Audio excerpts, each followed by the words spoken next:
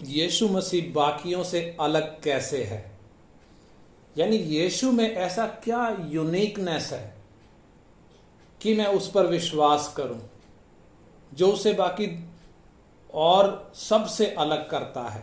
तो इसमें 7 बातें हैं। यीशु मसीह इस धरती पर जब आया, इमानुएल होकर आया, और इमानुएल का अर्थ परमेश्वर का वचन बताता है, इमानुएल का मतलब है परमेश्वर हमारे साथ, यानी हम मनुष्यों के साथ। कौन? परमेश्वर। ऐसा कैसे हुआ? परमेश्वर खुद मनुष्य का शरीर धारण करके इस धरती पर आया। परमेश्वर खुद आया, यानी हम देखें तो एक शरीर में 2 व्यक्ति हैं, बाकी सब जितने भी हैं एक शरीर में एक ही व्यक्ति है।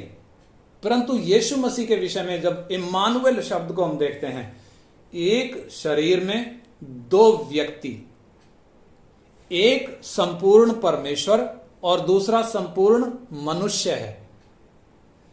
परमेश्वर और मनुष्य का 50-50 नहीं है, मिश्रण नहीं है।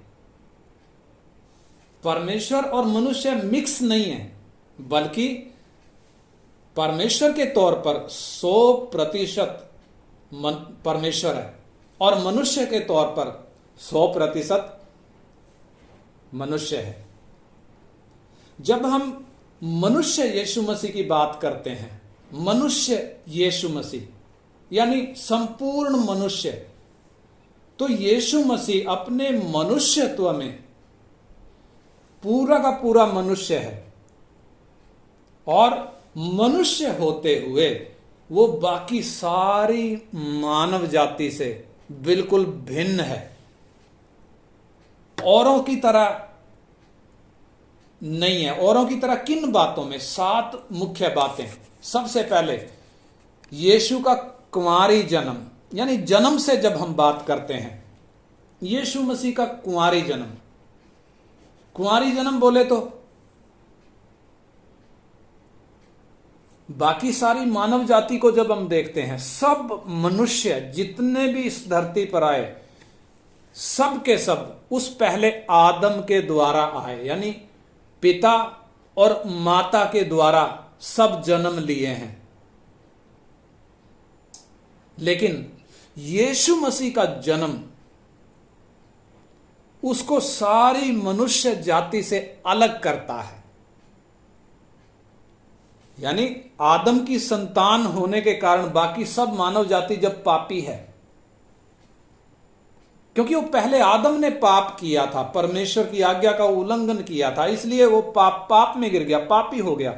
और उसके द्वारा जितने भी आए, सारी संपूर्ण मानव जाति उसी के द्वारा आई, इसलिए सब के सब पापी हैं। परंतु यीशु मसीह वो आदम की संतान नहीं है, यानी वो आदम के खून से पैदा नहीं हुआ, आदम के बीज से वो नहीं आया। हम सब आदम के बीज से आए। इसलिए जब आपने देखा होगा, बच्चा जब छोटा ही होता है, जब होश संभालता है, तो उसको सिखाने की जरूरत नहीं पड़ती। झूठ बोलना, क्रोध करना, चोरी करना, यानी हर एक गलत काम सिखाने की जरूरत नहीं पड़ती। ऑटोमेटिकली बच्चा अपने आप ही गलत काम करने लग जाता है। ये कैसे हो गया?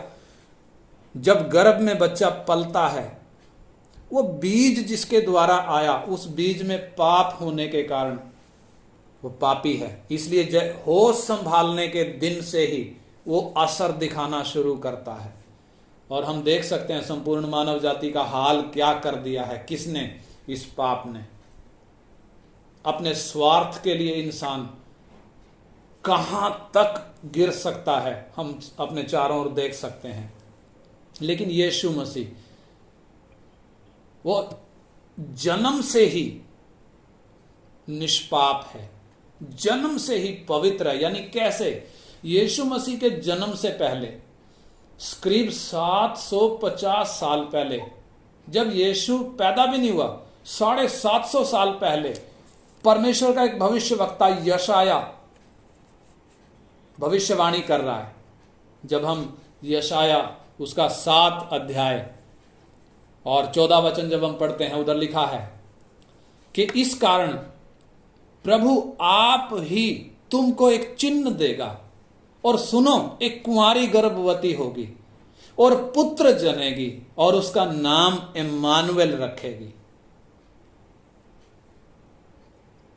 और इससे भी पहले जब जाकर देखते हैं तो आदम जिस दिन पाप में गिरा था, परमेश्वर ने उसी दिन बोला था स्त्री का वंश आएगा और पाप में गिरे हुए आदम को पाप की गुलामी से आजाद करेगा। स्त्री का वंश, जबकि वंश तो हम देखते हैं तो पुरुष से चलता है, लेकिन स्त्री का वंश। वही बात यशाया भविष्यवाणी के तौर पर कह रहा है, कुंवारी गर्भवती होगी, पुत्र जनेगी, उसका नाम इम्मानुएल रखेगी। और इम्मानुएल का मतलब मैंने बताया, परमेश्वर हमारे साथ। देखें तो वो कुंवारी जो गर्भवती हुई है वो किसी पुरुष से नहीं हुई, बल्कि खुद परमेश्वर कुंवारी के गर्भ में उतरा। क्यों उतरा? शरीर की जरूरत थी, क्योंकि परमेश्वर हमारे जैसा शरीर नहीं है, वो आत्मा है, और आत्मा के लहू और मांस नहीं होता। और पापी इंसान को पाप से छुड़ाने के लिए शरीर में कीमत देने की जरूरत थी, यानी खून देने की जरूरत थी। इसलिए परमेश्वर जो आत्मा है शरीर धारण किया।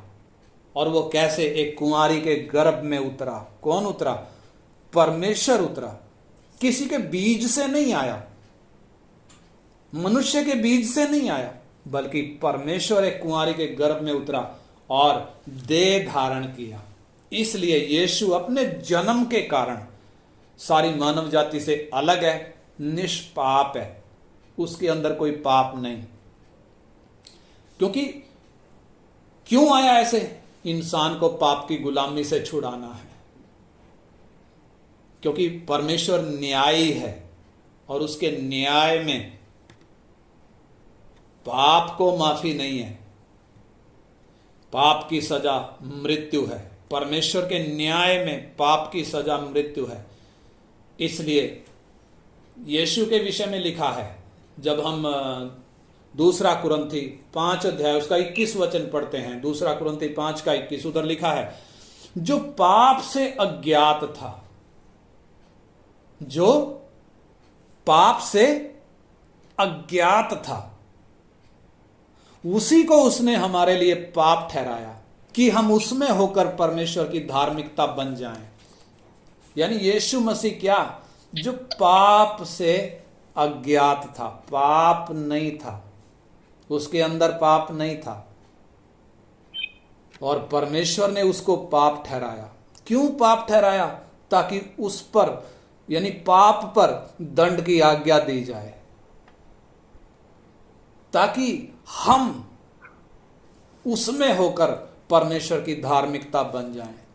और इब्रानियों में भी लिखा है, जब हम इब्रानी 4 अध्याय उसका 15 वचन पढ़ते हैं, उधर लिखा है, क्योंकि हमारा ऐसा महायाजक नहीं जो हमारी निर्बलताओं में हमारे साथ दुखी ना हो सके, वरन वो सब बातों में हमारे समान परखा तो गया तो भी निष्पाप निकला। कैसे निकला? सब बातों में हमारी तरह परखा तो गया, लेकिन निष्पाप निकला। और 1 यूहन्ना 3 का 5 में भी लिखा है, उसके स्वभाव में पाप नहीं। क्या दूसरा है कोई व्यक्ति जिसके अंदर पाप ना हो, जिसके स्वभाव में पाप ना हो, जो परख में निष्पाप निकले? ऐसा दूसरा कोई नहीं है। इसलिए यीशु का जन्म, कुंवारी जन्म, उसको बाकी मानव जाति से अलग करता है, इसलिए वो सबसे अलग है। और नंबर 2, यीशु का निष्पाप जीवन, निष्पाप जीवन यानी उसने अपने जीवन में कभी कोई पाप किया नहीं। हमारी तरह मनुष्य है, मनुष्यत्व में देखें तो हमारे जैसा मनुष्य है, बस फर्क कितना है, उसमें पाप नहीं है। मैंने बताया वो परमेश्वर के तौर पर पूरा परमेश्वर है और मनुष्य के तौर पर पूरा मनुष्य है। परमेश्वर मनुष्य, दो व्यक्ति हैं यीशु में, एक खाल में दो व्यक्ति। जब चलता है तो दो हैं बीच में। और मनुष्य के तौर पर कैसा है, हमारी तरह मनुष्य है, हमारी तरह उसको परखा गया लेकिन निष्पाप निकला। कैसे? अपने पूरे जीवन में उसने कभी कोई पाप नहीं किया। यीशु के जन्म से मैंने बताया 750 साल पहले भविष्यवक्ता यशाया भविष्यवाणी कर रहा है। भविष्यवाणी कैसे कर रहा है? दर्शन में यीशु के दुखों को देख रहा है। और वो 53 अध्याय जब आप पढ़ेंगे, यीशु का वो क्रूस का दुख दर्शन में देखकर, वो पहले से देखकर बता रहा है। कितने साल पहले देख लिया? 750 साल पहले उसने वो दर्शन देखा। और उधर लिखा है, जब 53 का 9 वचन हम पढ़ते हैं, उधर लिखा है उसकी कब्र भी दुष्टों के संग ठहराई गई और मृत्यु के समय वो धनवान का संगी हुआ। यद्यपि उसने किसी प्रकार का उपद्रव ना किया था, किसी प्रकार का उपद्रव ना किया था, और उसके मुंह से कभी छल की बात नहीं निकली थी। उसके मुंह से क्या नहीं निकला था? कभी छल की बात नहीं निकली थी। और इतना ही नहीं, यीशु जब इस धरती पर आया, यीशु के साथ रहा हुआ 3.5 साल यीशु के साथ रहा हुआ उसका मुख्य चेला पतरस, जिसने 3.5 साल यीशु को देखा है, यीशु को चखा है, जो यीशु के साथ रहा हर एक परिस्थिति में, जिसने यीशु को देखा है, क्या कहता है? पहला पतरस उसका 2 अध्याय में जब हम 22 और 23 वचन पढ़ते हैं, पहला पतरस 2 अध्याय का 22 और 23 वचन जब हम पढ़ते हैं, उधर लिखा हुआ है, ना तो उसने पाप किया, ना तो उसने पाप किया, और ना उसके मुंह से छल की कोई बात निकली। वो गाली सुनकर गाली नहीं देता था, वो गाली सुनकर गाली नहीं देता था, और दुख उठाकर किसी को भी धमकी नहीं देता था, पर अपने आप को सच्चे न्यायी के हाथ में सौंपता था। वो आप ही हमारे पापों को अपनी देह पर लिए हुए क्रूस पर चढ़ गया, जिससे हम पापों के लिए मरकर धार्मिकता के लिए जीवन बिताएं। उसी के मार खाने से तुम चंगे हो गए। यानी इधर जो हमने देखा, पतरस गवाही दे रहा है, जिसने अपनी आंखों से देखा, अपने कानों से सुना, वो गवाही देता है। गाली सुनकर वो गाली नहीं देता था, उसके मुंह से कभी छल की कोई बात नहीं निकली थी, उसने कभी उपद्रव नहीं किया था, दुख उठाकर वो किसी को धमकी नहीं देता था। आज के समय में देखें तो, आज के समय में क्यों, हम मानव जाति में किसी भी व्यक्ति को देख लें, ऐसा कोई नहीं है जिसको गाली दी जाए और बदले में गाली ना मिले। ईंट का जवाब कैसे मिलेगा? ईंट से नहीं मिलेगा, पत्थर से मिलेगा। परंतु यीशु, उसने अपने जीवन में, अपने जीवन भर कभी कोई पाप नहीं किया, कभी कोई बुराई नहीं करी। और वो यीशु मसीह खुद भी कहते हैं, जब हम यूहन्ना 8 अध्याय उसका 46 वचन पढ़ते हैं, यूहन्ना 8 का 46 वचन जब हम पढ़ते हैं, उधर लिखा हुआ है यूहन्ना 8 का 46 में, प्रभु कहता है, तुम में से कौन मुझे पापी ठहरा सकता है? क्या हम ये दावा कर सकते हैं? क्या और कोई ये दावा कर सकता है? यीशु मसीह क्या कह रहा है? तुम में से कौन मुझे पापी ठहरा सकता है? आज जब दुनिया में हम देखते हैं, एक तरफ कौन लोग मरने मारने की बात करते हैं, हथियार उठाने की बात करते हैं, हथियारों की ट्रेनिंग की बात करते हैं, और वहीं दूसरी तरफ यीशु मसीह क्या कह रहे हैं? मत्ती 5 अध्याय आप निकालें, मत्ती 5 अध्याय उसका 44 वचन से पढ़ें। मत्ती 5 का 44 से परमेश्वर का वचन उधर क्या कह रहा है? यीशु मसीह कह रहे हैं, परंतु मैं तुमसे कहता हूं, अपने बैरियों से प्रेम रखो, अपने सताने वालों के लिए प्रार्थना करो, जिससे तुम अपने स्वर्गीय पिता की संतान ठहरोगे, क्योंकि वो भले और बुरे दोनों पर अपना सूर्य उदय करता है और धर्मी और अधर्मी दोनों पर में बरसाता है। और आगे भी लिखा है प्रभु कहते हैं, क्योंकि यदि तुम अपने प्रेम करने वालों ही से प्रेम रखो, क्योंकि यदि तुम अपने प्रेम रखने वालों ही से प्रेम रखो, तो तुम्हारे लिए क्या फल होगा? क्या चुंगी लेने वाले भी ऐसा ही नहीं करते?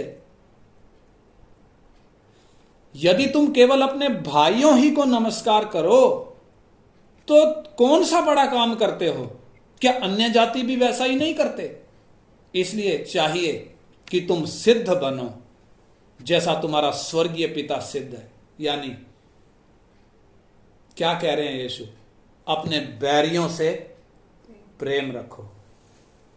एक तरफ जहां दुनिया बात कौन सी कर रही है? मरने मारने की, हथियार उठाने की, लेकिन यीशु क्या कह रहा है? मैं तुमसे कहता हूं, अपने बैरियों से प्रेम रखो, अपने सताने वालों के लिए प्रार्थना करो। कौन कह सकता है ऐसी बात? अपने लोगों को, अपने पीछे आने वालों को ऐसी आज्ञा कौन दे सकता है? वही दे सकता है जो पवित्र है, जो सच्चा है, जिसमें पाप नहीं है, जो पाप करता नहीं है, जो सच्चे मन से यीशु के पीछे चलता है। इस यीशु के पीछे मालूम है उसका हथियार कौन सा है? उसका सबसे बड़ा हथियार परमेश्वर का प्रेम है। क्यों? क्योंकि उसने परमेश्वर के प्रेम को चखा है, इसलिए वह दूसरों से प्रेम करता है, गाली देने वालों से भी प्रेम करता है, सताने वालों से भी प्रेम करता है। इस धरती पर केवल यीशु मसीह पर विश्वास करने वाला एक व्यक्ति है जो अपने बैरियों से प्रेम करता है, जो अपने सताने वालों के लिए प्रार्थना करता है, कारण उसने परमेश्वर का प्रेम चखा है। इसलिए ये 2 बातें हमने आज देखी। पहली बात, यीशु बाकियों से अलग कैसे? उसका जन्म उसको बाकियों से अलग करता है। जैसे यीशु का जन्म हुआ वैसे किसी और का नहीं हुआ। और दूसरी बात हमने क्या देखी? अपने जीवन में यीशु ने कभी पाप नहीं किया। इंसान होश संभालने के दिन से पाप के काम करते आता है, और एक व्यक्ति पाप करने के कारण पापी नहीं बनता। मैं फिर कहता हूं, एक व्यक्ति पाप करने के कारण पापी नहीं है, बल्कि पापी होने के कारण पाप करता है। बहुत से लोग सोचते हैं कि मैं पाप का काम नहीं करूंगा, पाप का काम नहीं करूंगा। भाई साहब, आप पाप का काम मत करो। आप तो जन्म से ही क्या हो? पापी हो। और पापी पाप के काम करता है। लेकिन यीशु ने अपने जीवन में कभी कोई पाप का काम नहीं किया। ये 2 बातें। अगली 5 बातें हम प्रभु की मर्जी है तो फिर बाद में देखेंगे। इसलिए आइए हम अपने जीवन को जरा देखें। क्या मैं उस यीशु पर विश्वास करता हूं जो कहता है, यदि तुम अपने भाइयों ही को नमस्कार करो तो तुम कौन सा बड़ा काम करते हो? यदि तुम अपने प्रेम रखने वालों ही से प्रेम करते हो तो कौन सा बड़ा काम करते हो? मैं तुमसे कहता हूं तुम अपने बैरियों से प्रेम रखो। मैं तुमसे कहता हूं तुम अपने सताने वालों के लिए प्रार्थना करो। इसलिए आइए, समय निकट है। कौन सा समय? हमारे प्रभु के आने का समय निकट है। दुनिया की सारी परिस्थितियां ऐलान कर रही हैं हमारा प्रभु कभी भी आ सकता है, किसी भी घड़ी आ सकता है। इससे पहले कि वो आए, आइए हम उसके पद चिन्हों पर चलें। जिसने कभी पाप नहीं किया, जिसके मुंह से कभी कोई छल की बात नहीं निकली, जो गाली सुनकर गाली नहीं देता था, आइए वही मनसा हम भी धारण करें। वो दुख उठाकर किसी को धमकी नहीं देता था। उसने, परमेश्वर का वचन कहता है, उसने पापियों का ऐसा विरोध सह लिया, ऐसा विरोध सह लिया। उसने पाप से ऐसी मुठभेड़ सह ली जो किसी और की नहीं हुई। पाप से ऐसी मुठभेड़ किसी और की नहीं हुई। वो मुठभेड़ यीशु ने सही। उसने कैसे सही? मालूम है हमारे लिए उसने क्या रखा है? हमें पाप से मुठभेड़ करने की जरूरत नहीं। यानी इसको समझने के लिए, शेरनी जिस प्रकार अपने बच्चे को शिकार करना सिखाती है कैसे सिखाती है? शेरनी अपने बच्चों को शिकार कैसे सिखाती है? शेरनी खुद शिकार पकड़ती है, उस जानवर को अधमरा करके अपने बच्चों के सामने छोड़ती है। उसके बच्चे जो अभी बच्चे ही हैं, शिकार करना नहीं जानते, उनके सामने वो शिकार को अधमरा करके छोड़ती है ताकि अब बच्चे उसको पकड़ें और शिकार करना सीखें। कई बार ऐसा होता है कि शिकार होश संभालता है और उठ के भागने लगता है। बच्चे नहीं पकड़ पाते, लेकिन शेरनी उसको पकड़कर वापस लाती है, फिर अपने बच्चों के सामने रखती है। इस तरीके से वो अपने बच्चों को शिकार करना सिखाती है। हमारे प्रभु ने कैसा किया? हमारे प्रभु ने पाप के साथ वो मुठभेड़ सही, आमने सामने की टक्कर सही। उसने शैतान के सिर को कुचला और हमारे सामने सिर्फ कितना ही रखा है, कितना ही रखा है? हमारे अंदर सिर्फ वो शारीरिकता है, वो पुराना बिगड़ा हुआ स्वभाव, वो पुराना व्यक्ति, वो निकाला नहीं है। परमेश्वर ने जिस दिन हमने यीशु पर विश्वास किया, हमारे अंदर से पाप हटा दिया, पाप के शिकंजे से, पाप की गुलामी से हमें आजाद कर दिया। अगर वो चाहता तो हमारे अंदर से वो पुराना स्वभाव भी निकाल सकता था, लेकिन वो पुराना स्वभाव क्यों नहीं निकाला? ठीक वैसे जैसे वो शेरनी वो जानवर को अधमरा करके अपने बच्चों के सामने रखती है, हमारे सामने भी एक छोटा सा असाइनमेंट रखा है। एक छोटा सा असाइनमेंट रखा है। कौन सा है? हमारा वो पुराना स्वभाव। मैंने और आपने उस पर जय पानी है। मेन काम प्रभु ने कर दिया, हमारे सामने छोटा सा काम है, बड़ा नहीं है। फिर भी हम अपनी ताकत से नहीं कर सकते, परमेश्वर ने अपना आत्मा हमें दिया है। इसलिए आइए परमेश्वर की इच्छा के लिए हम समर्पित हों,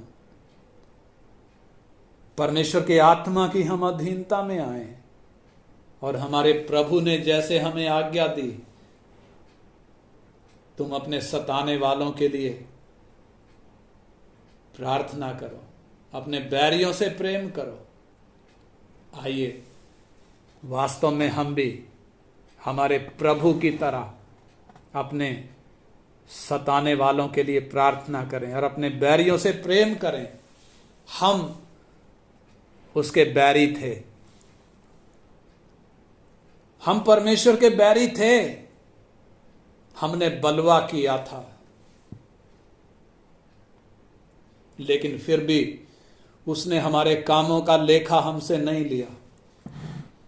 उसने हमारे गुनाहों की सजा हमें नहीं भुगताई, बल्कि उसने हमसे प्रेम किया। हम जो दुश्मन थे उसने हमसे प्रेम किया। इसलिए आइए परमेश्वर का वो प्रेम जो हमारे मनों में डाला गया है, उस प्रेम से भरकर हम दूसरों से प्रेम करें। बेशक वो हमसे दुश्मनी रखे, बेशक वो हमें गाली दें, तो भी क्योंकि परमेश्वर ने हमसे प्रेम किया, आइए हम भी दूसरों से प्रेम करें। हालेलुया।